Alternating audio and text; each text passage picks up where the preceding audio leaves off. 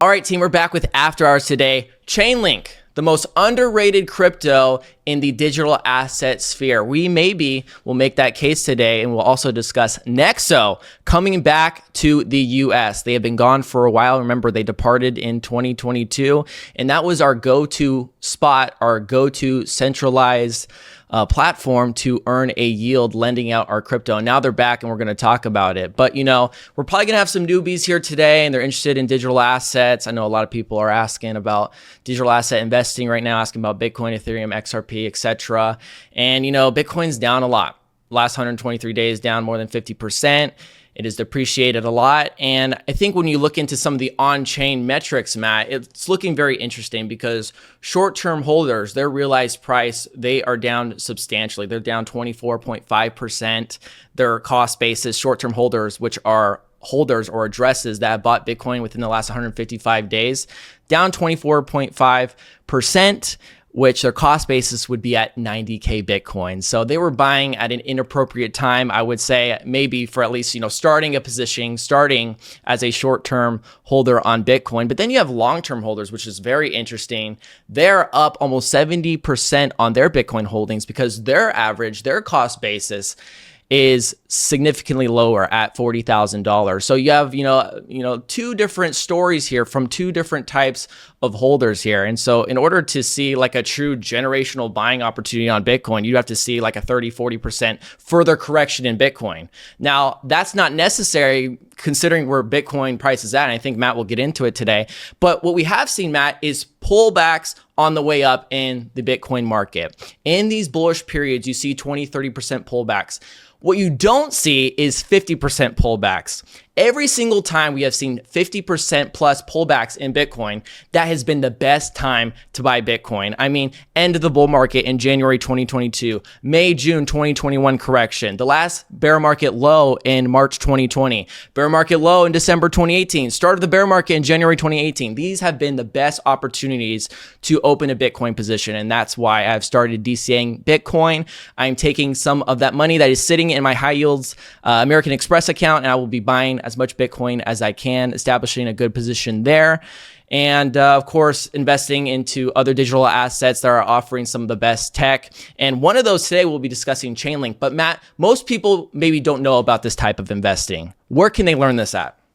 A lot of the things that Gavin just mentioned at the top of the show there aren't things that we just talk about, you know, once or twice a week here on YouTube. Although, you know, we do enjoy doing the show and bringing you guys a lot of great information and important news and giving you guys some analytics. But Monday through Friday, we're teaching you guys about all the important areas of interest on the chart, no matter the market that we're in, being honest and straightforward about, you know, the most actionable things that you guys can do with those prices, and, you know, giving you guys some parameters to be able to, you know, execute to the best of your ability to become you know, as best as possible, a qualified self-directed investor, which is a big task to do all on your own. So, you know, 5 days a week, we're going live. We've got our Discord community. We've got our coin library. We have a ton of upgrades on the website that are underway right now. So if you guys use code YouTube, you guys can get 30 days free plus 50% off. So it comes out to $49 a month.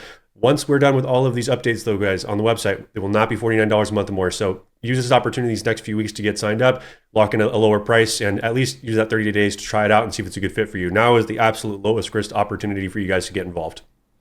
All right, today we're talking about Chainlink, a decentralized Oracle network. So let's start here. Chainlink posted this, and I thought it was interesting. It was kind of showing what we do in 100 words, and I will link some of these tweets in the comment section down below. But they kind of showed how Chainlink is the interoperable layer between DeFi, TradFi, GameFi, crypto, meme coins, tokenized real-world assets, right?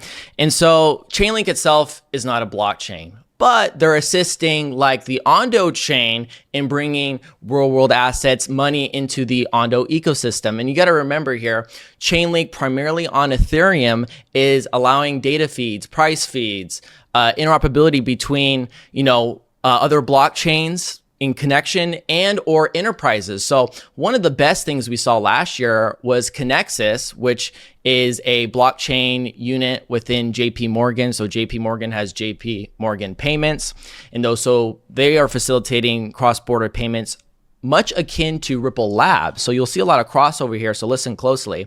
So they have JP Morgan payments, but they also have Connexus by JP Morgan. So they have their own private permission network.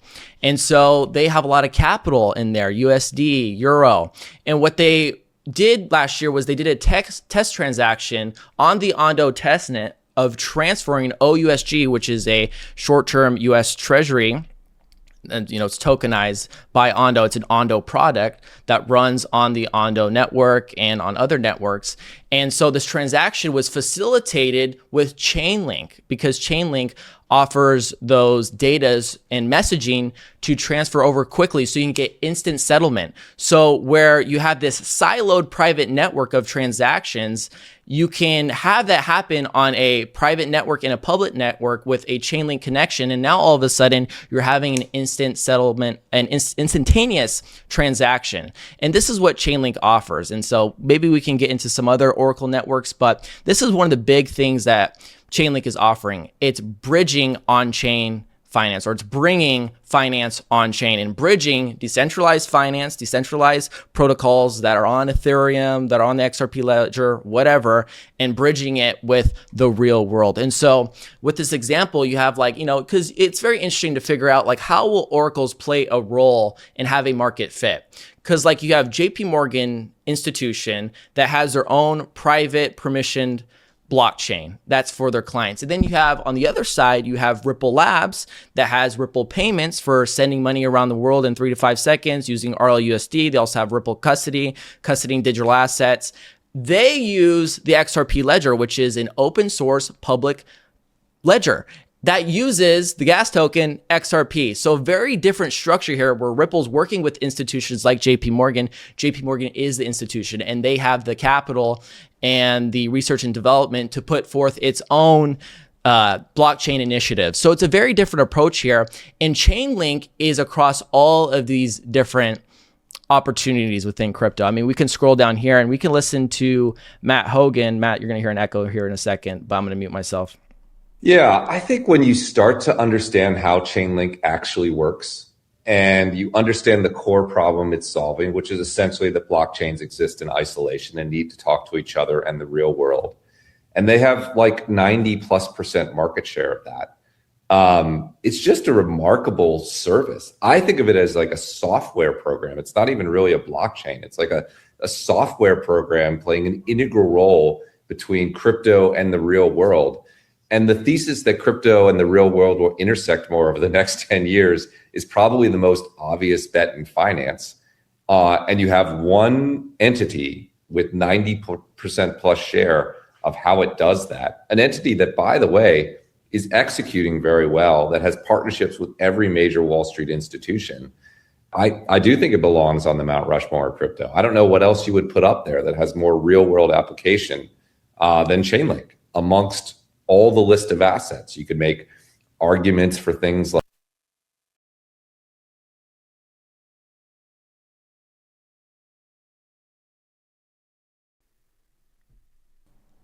Can you hear me now? I had to mute that. We're good to go now. I was over here yapping. So it's very interesting what Matt Hogan, the Bitwise CIO, is saying about Chainlink, that it has to be in the Mount Rushmore. He also mentioned that Chainlink has 90% market share over decentralized Oracle networks, or at least that was what he was insinuating.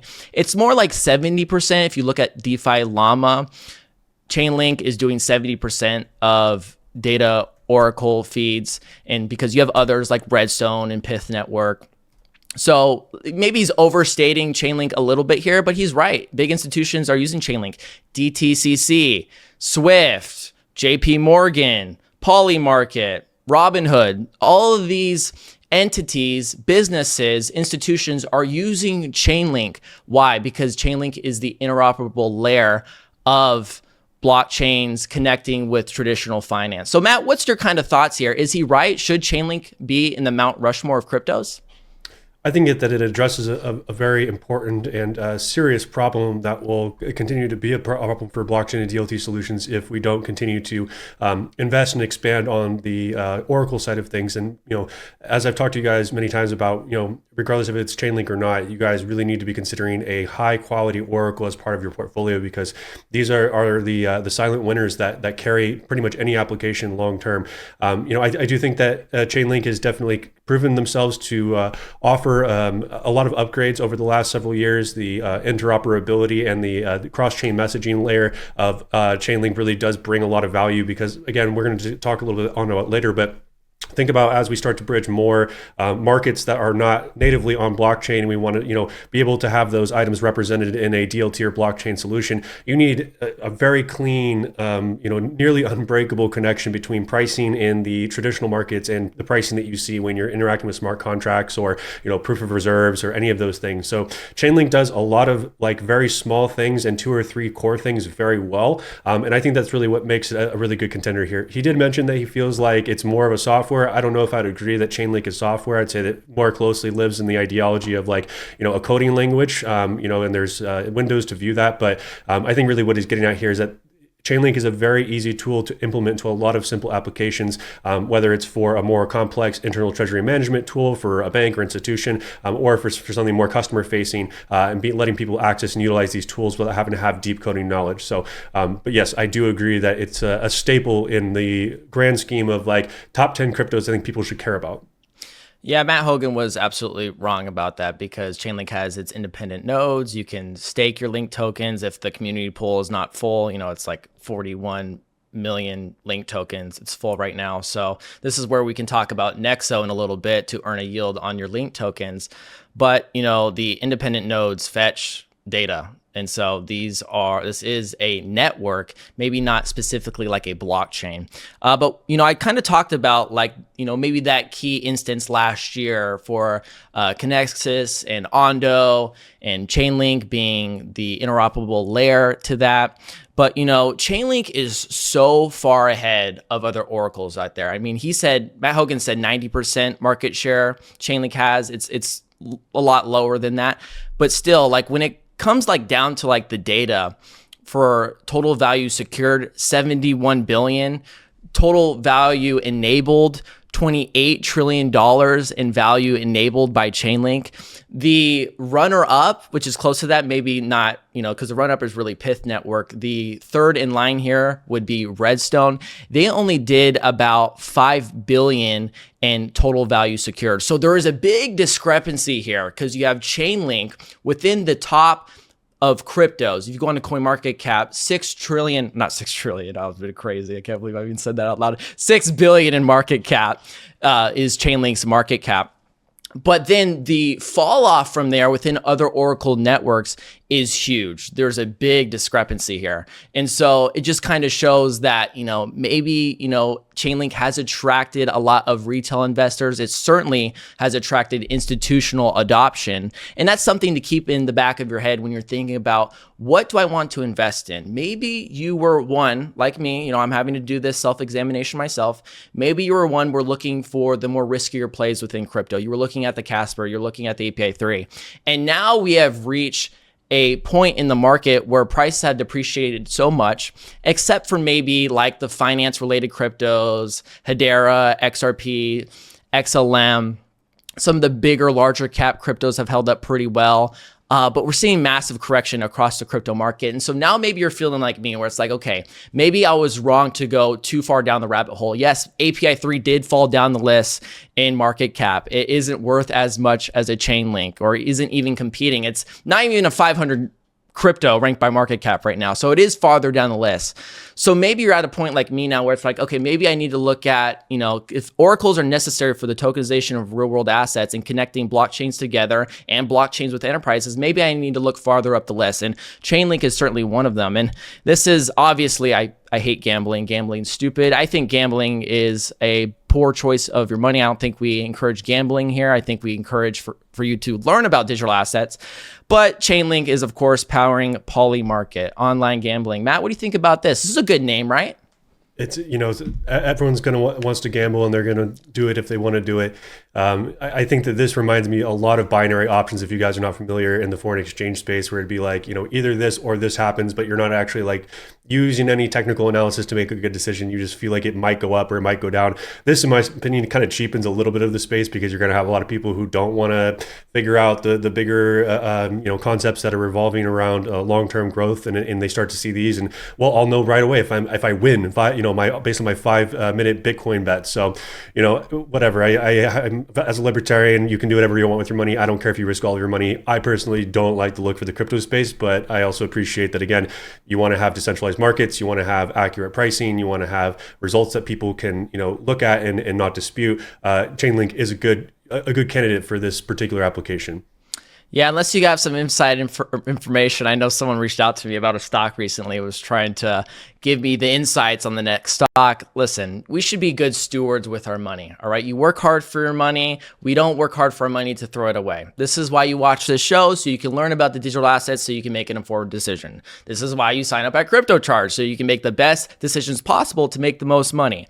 And so, cool, but whatever.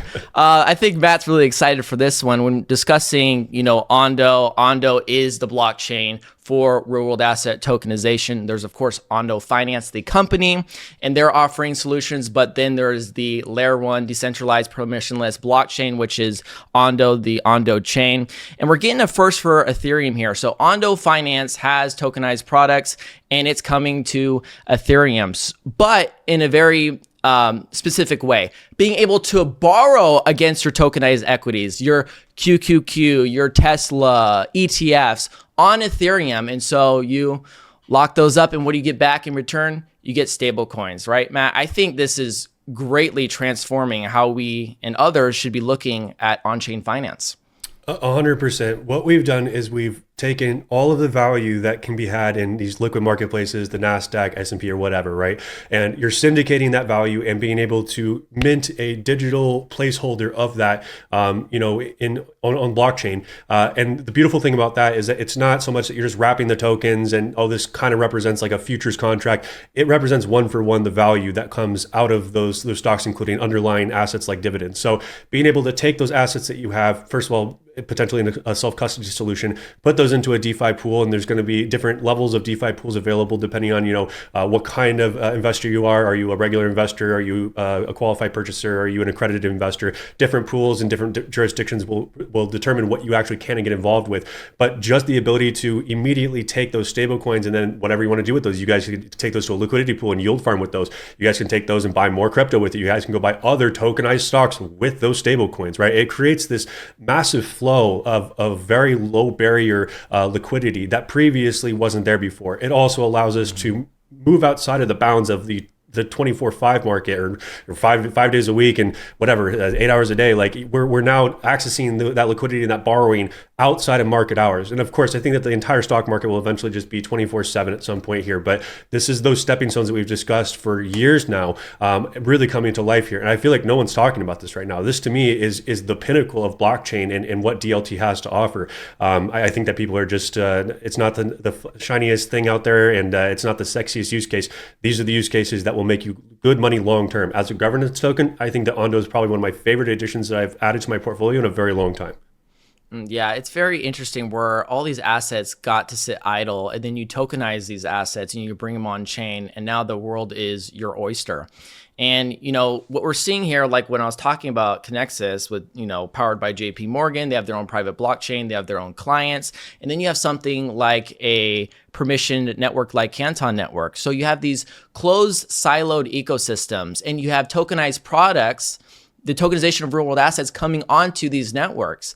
But that's not really giving access to retail investors that have the opportunity or can buy that aren't necessary for KYC, AML. There's a lot of those that are, but there's some tokenized products that you can buy that you don't need that. Remember when Robinhood last year was offering tokenized equities? That was obviously to get you price exposure to those stocks. You don't get voting rights, but it is opening up with these private networks, bringing them on chain. But now we need that connection with public real world asset blockchains like an XRP Ledger, like Ondo, like Ethereum. And so who's the interoperability layer for this? It's Chainlink, and Chainlink's being chosen by everyone. Do we have anyone else here? Oh yeah, Robinhood app launches public testnet and partners with Chainlink as the Oracle platform for Robinhood chain. So Robinhood chain powered by Arbitrum, a layer 2 on Ethereum. Now they're going to have their own chain, and it's going to be powered by Chainlink as the main oracle. So this is what I'm saying. We're seeing all these big businesses, institutions going to Chainlink for their oracles. And it seems as though clearly that Chainlink has been the one that has been chosen. It's been around the longest. When we're looking at competitors, Pith Network is still fairly new. Redstone launched in 2025. So these are new decentralized Oracle networks, but Chainlink has been around for the long run, and it's seen the success I think it has set out to achieve. And you as token holders, you can stake up your Link tokens and earn a yield. Like I said, with the community pool is open. It's not right now. So you're left with liquid staking tokens, and that's really all you're left up to right now if you want to earn a yield on your Link, which isn't that great. But the good news is that you can lend your Link out. And this is what we got today. Nexo returns to the US.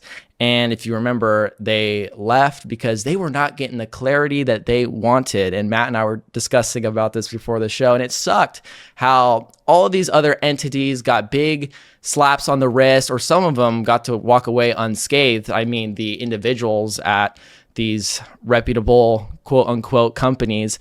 But then we had Nexo that had to leave. And just recently they had to pay a fine in California of $500,000. So is it that big of a fine? I would think so, just considering that Nexo didn't have the regulatory clarity to even operate here. And then they just kind of snuck out the back door here. But Matt, Nexo's back.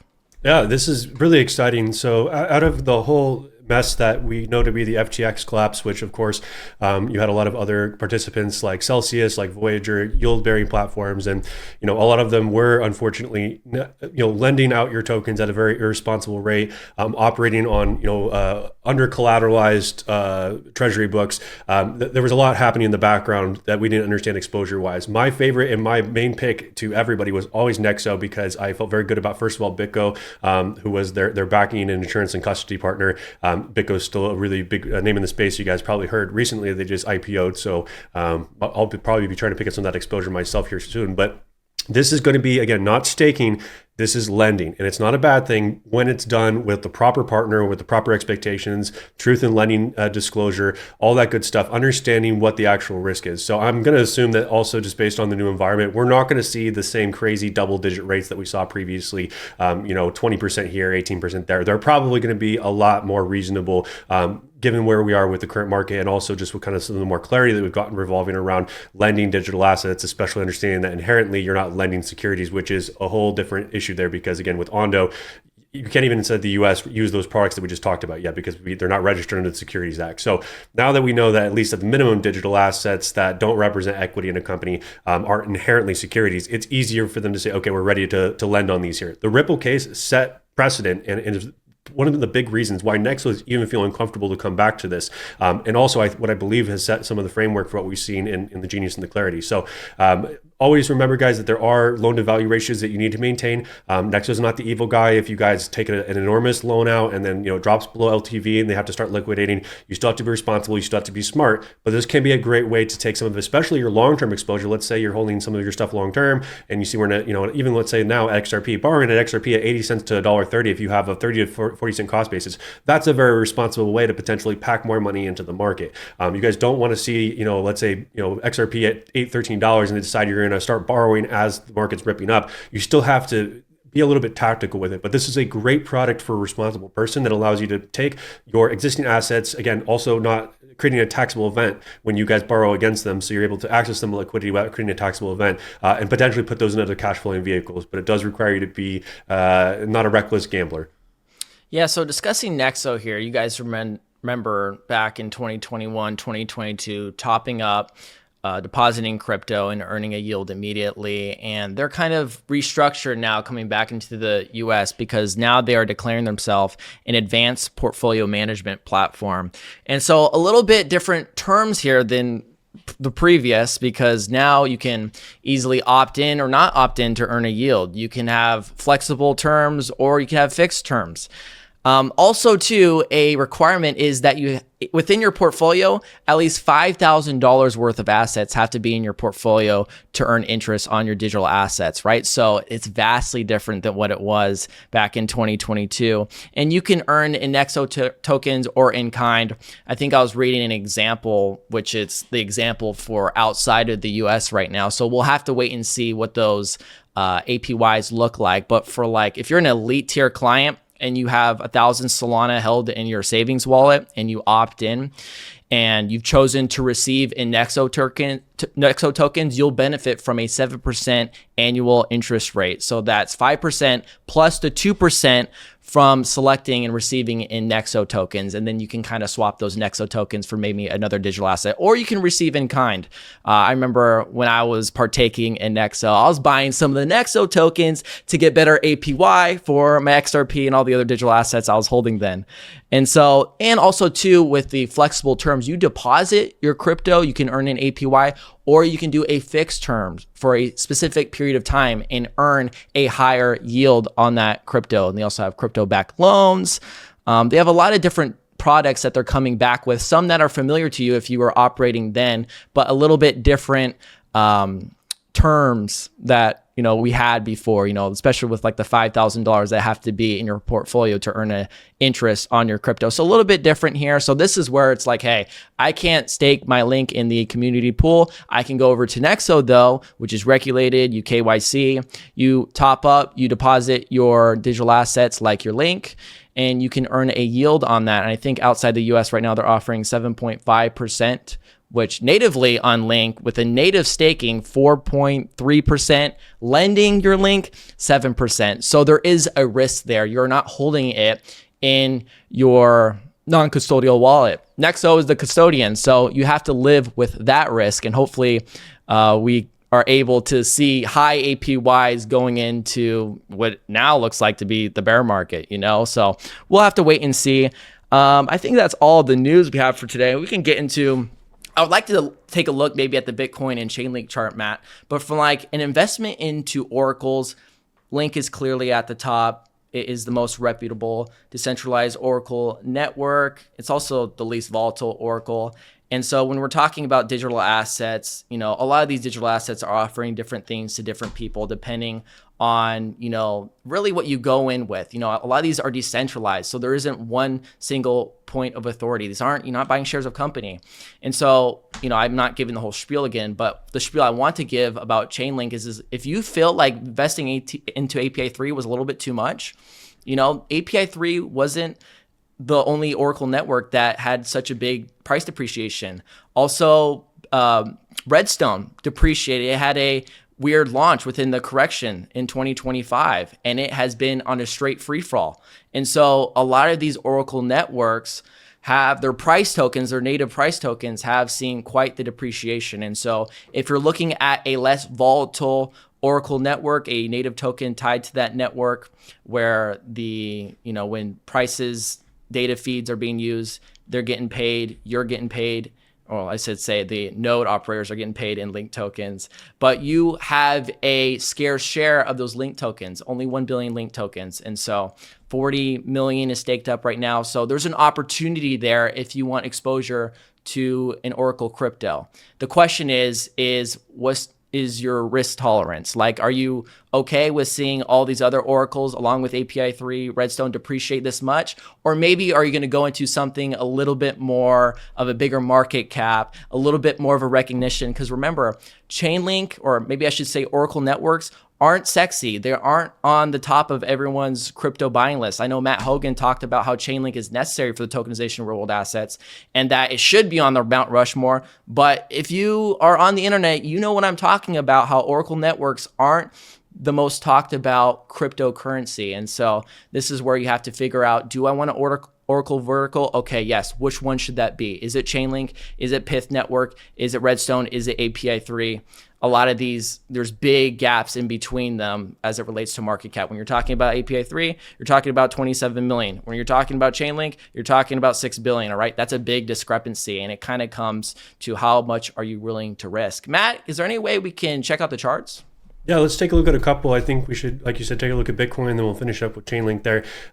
important clarification with larger cap assets. There is generally less volatility associated with larger cap assets, but it does not guarantee that it will always stay stable. It does not guarantee there won't be sell-offs that can sometimes really surprise you because of what you've seen price performance wise over, let's say, the last year to year and a half. XRP and Solana are great examples of that because they were the safer bets. Now, again, they're still more elevated than some of the other small cap stuff that we have, but you do need to look at your risk appetite and have an honest conversation with yourself and decide how much volatility you want to introduce in the market. Last little piece I'll give that you guys, maybe if you're looking for a little bit of that blended approach, you're looking at both and you're like, I really like the Link narrative, or I really like the exposure. I want a little bit of high risk. Maybe you go 3/4 of whatever you want to do as your Oracle position in a Chainlink, and you set aside 1/4 of that in API 3. So you get to still, capitalize on some of the exposure, get some opportunity there as well. But again, I don't want you guys to be overexposed. I want you guys to have 50 asset portfolios. It's just a way if you guys are considering having a little bit more risk in your portfolio, but still making sure that you have, like, to some extent, your guaranteed bet. That might be a good way of going about it. Let's take a look here at Bitcoin first. So as we discussed on our previous show, as well as on our live show, pretty much for the last week, we've obviously had a very nice bounce here. Let's actually come out to maybe the 2-day chart just so we can see what we're looking at here more clearly. Perfect. And we found a bounce in an area where it was a little bit lower than what I expected. We're still struggling to get back over these local tops back in here. So these tops in here from 2024, really, really important tops. That's where I expected us to find our first bounce. So being below that, still kind of being below this local bottom here from April of 25, which offered that last big rally up in here, that's still going to indicate that we have some work to do. Now, I do like that there's stabilization forming here. The stabilization is happening around the 200-week moving average. We have some relatively good support down here as well. If Bitcoin were to wick, that's where I would expect it to wick down to, somewhere down in that region. But we started to show a little bit of stabilization here. We also have at least short-term imbalance here towards 83 to 85K. And we, of course, have some broken levels up here that were big no-nos as far as market structure is concerned. But I think very, very minimum, you need to see Bitcoin come and make this move in here. So understand that when the market does get this big of a bounce, you need to say digestion. You need to let the market develop a little bit. Market makers are also going to kind of tighten that liquidity book up a little bit to help collect orders in that area. Now, again, that's very likely they're going to maybe wick down below that very quickly on a daily candle and settle those above there. But they're most likely going to build a range in here. So be patient with this range and understand that the next most viable option when this range is built is towards 85K. How does that relate to Chainlink? Let's go ahead and bring it into the Chainlink here, and let's go to the spot crypto chart here. And you guys can see even here, you had some good opportunities as second opportunities on Chainlink, even though we were holding very nicely above these highs in here, right? These highs were rock solid here on Chainlink. So let's take a look at those a little bit more closely. So you had these lows over here that turned into resistance here all through the bear market. This was the tightest bear market that I've seen here. Probably only AVAX and a couple others had this tight of a consolidation like this. We should develop these consolidation here again on top of those previous tops, resolving any left behind imbalances. In the last two examples though that we've had bounces here on Chainlink were breakout backtest behavior. So breakout backtest, that was absolutely required. So that first bounce in there, really strong. You also saw this scam wick over here offering a really, really strong test, and then seeing price kind of rocket back up after that. Seeing a little bit of break below here does technically potentially open you up to more opportunity here with Chainlink. And understand this might be even DCA underneath here. So pivot zone between here is right around 665. You do need to reclaim this like $9 mark. You get back over 9, then we can talk about us resolving the balance towards 12 and 13 beyond. But understand that we could chop, because we set this last wick here around $7. Anywhere between like this $6 and $9 region is completely fair game for Chainlink. Could chop around in there regardless of how much positive news that we see. Right? You guys saw the onslaught of incredible news that we talked about for Chainlink, but Bitcoin is still the absolute master director of the entire market movement, even though dominance can sometimes change it a bit here. So we're in a very good DCA spot. Last thing I'm going to show you guys potentially is going to be our areas of interest, where we're going to look at that last cycle high and low, because we haven't reached any of those extension-based targets yet. We're well below the 236, which puts us in a good spot. Again, below that $9, $10 mark is a pretty good deal. And we measure out from current market up into that 1.618. It's about an 8 or 9x up into that $82 area of interest. Now, again, do remember that the market cap here is a bit bigger, right? We're talking about a $6.5 billion market cap, where API 3 is sub 50 million right now. But again, like Gavin said, there is the risk of volatility. You got to accept that there's not always just going to be a clean ride, and sometimes those sell-offs can be a lot more impactful in the small cap market. So if you guys are looking to add an Oracle, you don't have one, get a Oracle. I don't care what it is at this point. You are completely flying blind by not having a Oracle. But this is kind of the overall structure I would consider for Chainlink if you wanted to get involved with Chainlink.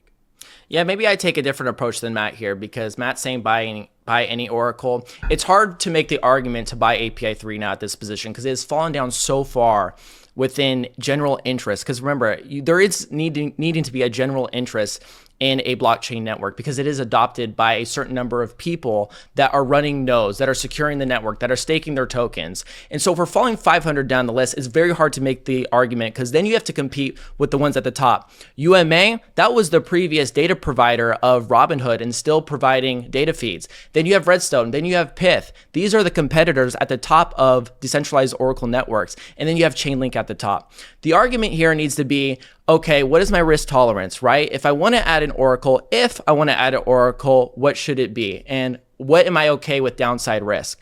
Of course, Matt was bringing up market cap there a second ago. Of course, Maddie's right. Market cap isn't, you can't even dictate the future reward on Chainlink. But if we're talking about BCG with their prediction of 16 trillion in tokenized assets by 2030, a lot of that will be done with the help of Chainlink as an interoperability layer. Also, 4 trillion by 2030, Citigroup saying in stablecoin assets or stablecoin, the tokenization of cash equivalents running on public blockchains. Those are big figures. And it shows that there is a market fit for on-chain finance. Okay. What does that look like as it relates to digital assets? It's Chainlink. And it's by a far margin. And so I don't want to say here, buy the crypto that I'm buying, buy the crypto that's most proprietary, buy the crypto that's scarce, buy the crypto that's decentralized, buy the crypto that will give you the ability to hold it and earn money on it, give you the ability to hold a portion of that network. That is the one that you should buy. And I think clearly by the show, Chainlink is far smoking any other Oracle network out there. 70% of all data feeds are provided by Chainlink. Forget about it. And also too, what was the 4.236 on Chainlink that we were forecasting this bull run? It's a 2,200% return. That is a lot. So are we going to get greedy or are we going to get smart? That's the question we need to ask ourselves. And I want to get smart. All right. I see you guys in the comments. It doesn't feel all that well about Casper and API 3. But then we look at some of the other picks. It's like XRP. Okay, that did really good. A lot of payment infrastructure runs on the XRP ledger, and it's happening with Ripple Labs, and that's the center of their Ripple payments and Ripple custody. And then you have Zcash for privacy, its own layer 1 decentralized hard fork of Bitcoin. And then you have HBAR. You have all these great utility decentralized networks and hash graph. Now I want to go into this very bearish period and think about what direction I want to take my portfolio in. And you have to be honest with yourself, and you have to be willing to say, you know what, maybe I was wrong. Because that's how I currently feel about API 3. 500 down the crypto list? Come on here. We can do better, okay? And that's what I'm thinking when it relates to API 3. Matt, any final thoughts before we close out the show?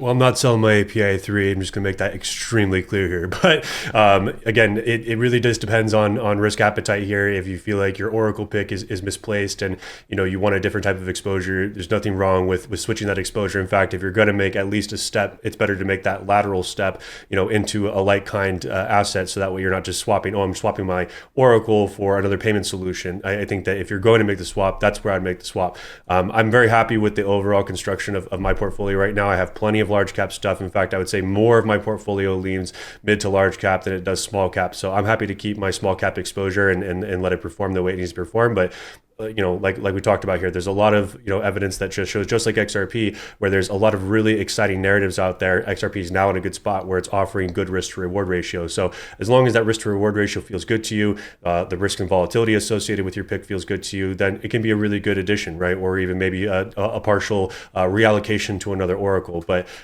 make sure when you're balancing, guys, that you're thinking about what else is in your portfolio, vertical wise, market cap wise, and then also kind of looking at the weight within those as well as those averages. There's kind of like 3 or 4 prongs you should consider when reallocating. But again, everyone needs to make good decisions for yourself when you guys are at these moments where we're not topping out in the market. It is the spot to make those lateral swaps if you're going to do them, not after we've already started ripping up, because more than likely the rest of the market's also going to move together. So you kind of have to decide where you want to place those chips, and now during consolidation is a better spot to do that. Okay, team, this show went way longer than it was supposed to, so make sure you leave a like. If you have any questions, leave it in the comment section down below. Matt's doing the Ask Matty Show, 2:30 p.m. Pacific this Wednesday. So if you have any questions, leave them in the comment section down below. He will also be doing a TikTok live discussing the markets. And maybe if you're looking at the best buying opportunities in the crypto market, you should go ahead and join that. And we'll make sure to send you alerts on all of our socials and in our Discord channel. Team, that's all we have for today. Let us know in the comment section what you guys think of this show. We haven't talked about Chainlink in a while, but I know there is an interest for it because the last couple of shows we've done at Chainlink, you guys did respond well. So leave in the comment section down below what you think, and we will be back with you guys later. Bye.